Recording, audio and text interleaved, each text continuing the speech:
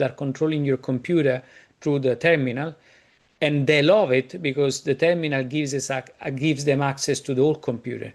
Interesting thing is, and what I'm telling you right now, while those agents are getting right now sandbox, meaning they're like getting access to a computer through like a terminal, meaning the interface that controls the computer, and this is limited, meaning like they're getting a connection through like MCP.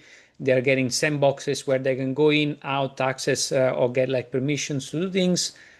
Those agents are slowly, but then very quickly in the next like 2-3 years, getting hold of the computer. They're merging with the computer. So what we call a computer in like a few years is going to be an agent.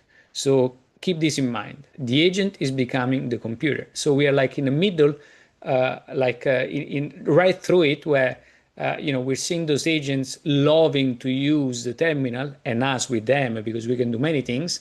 But remember that we are at a time where the agent is becoming the computer. And this is a second computing revolution where, again, the computer is not going to be any longer a deterministic machine. It's going to be a probabilistic machine driven by agents. Agents can be the computer and they can do anything for you. That also means that it's going to be so transformative from all perspectives, not just economic or like technological, also like geopolitical.